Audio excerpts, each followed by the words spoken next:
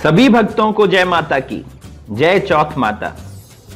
जो माता बहनें चौथ माता का व्रत करती हैं, कुछ 12 महीने की 12 चौथ किया करती हैं, कुछ साल की 4 चौथ करती हैं। उनमें से एक चौथ भादवे की चौथ आती है, जिसकी ये कथा आपके सामने प्रस्तुत है। भादवे की चौथ व्रत की ये कथा माता का नाम लेते हुए शुरू करते हैं। जय चौथ माता, जय माता की। एक बुढ़िया माई के ग्वालिया बछालिया नाम का एक बेटा था। बुढ़िया माई बेटे के लिए 12 महीने की चारों चौथ करती थी। बेटा लकड़ी लाता और दोनों माँ बेटे उनको बेचकर गुजारा करते थे। बुढ़िया माई रोजाना लकड़ी में से 2 लकड़ी रख लेती और चौथ के दिन बेटे से छुपकर बेचकर सामान लाती और 5 पुआ बनाती।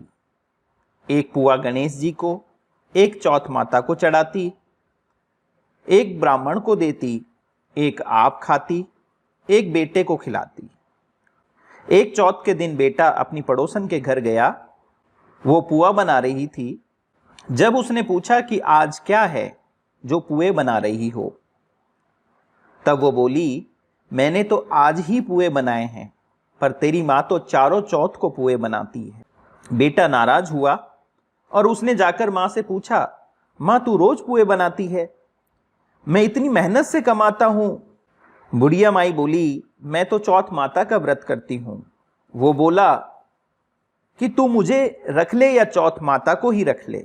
बुढ़िया माई बोली, मैं तो तेरे लिए ही चौथ करती हूं, सो मैं तुझे छोड़ सकती हूं पर चौथ माता को नहीं। तब बेटा घर से जाने लगा तो बुढ़िया माई बोली, तू जा रहा है तो मेरे हाथ में से ये आखा ले जा, जहां संकट आए वहीं पूर देना। बेटे ने सोचा, बात तो झूठी है, पर ले चलने में क्या बुराई है। चलने लगा तो थोड़ी दूर पहुंचा तो देखा खून की नदी बह रही थी। कहीं से भी रास्ता नहीं मिला तो आंखें पूर कर बोला कि चौथ माता अगर तू सच्ची है तो रास्ता हो जाए। झट से रास्ता मिल गया। आगे गया तो घनघोर अंधेरा व उजाड़ फैल रहा था। उसने मन में सोचा कि मुझे शेर बगेरे ना खा जाएं। फिर आंखा पूर कर बोला कि चौथ माता मुझे रास्ता मिल जाए। जल्दी से रास्ता भी मिल गया। आगे चला, जाते जाते एक राजा की नगरी में पहुंचा। वो राजा एक आदमी की बलि देता था। एक बुढ़िया माई के पास गया। बुढ़िया माई रोती जा रही थी और पुए बनाती जा रही थी। वो बोला कि तू क्यों रो रही है माई? तब वह बुढ़िया बोली कि मेरे एक ही बेटा है जिसकी कल बलि चढ़ जाएगी, उसी के लिए पुए बना रही हूं। वह बोला, अपने बेटे के बदले पुए मुझे खिला दे, मैं राजा की बलि चढ़ने के लिए चला जाऊंगा। माई ने उसे पुए खिला दिए। राजा का संदेशा आया तो माई ने सोचा कि दूसरे के बेटे को मैं कैसे भेज दूं।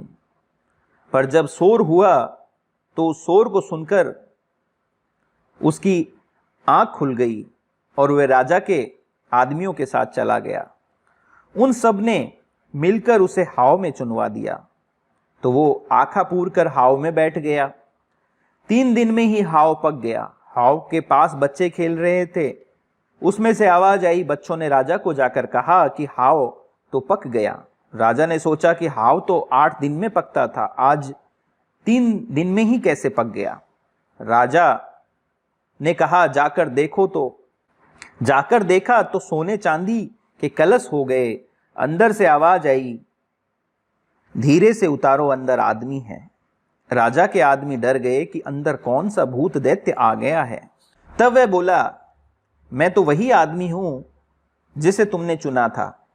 देखा तो अंदर हरे हरे ज्वारे उग रहे थे। उसको राजा के सैनिक राजा के पास ले गए। राजा ने पूछा, तू कैसे बच गया? तो वो बोला, मेरी माँ मेरे लिए चौथ का व्रत करती थी।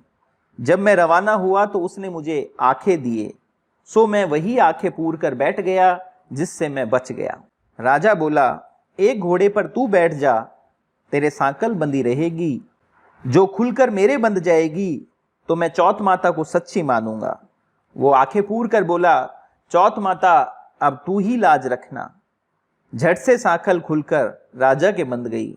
राजा ने अपनी बेटी की शादी उसके साथ कर दी और खूब धन देकर विदा किया। पड़ोसन बोली, माई तेरे बेटे बहू आए हैं। छत पर चढ़ के देखा तो सच में बेटे बहू आ रहे थे। हे चौथ माता, जैसे तू बुढ़िया माई और उसके बेटे को टूटी वैसे ही सब पर टूटना। माँ कहते को सुनते को हुंकार भरते को और पूरे परिवार को टूटना। अपनी कृपा करना, माँ दया करना, अपना आशीर्वाद सदा बनाए रखना। जय माता की, जय चौथ माता।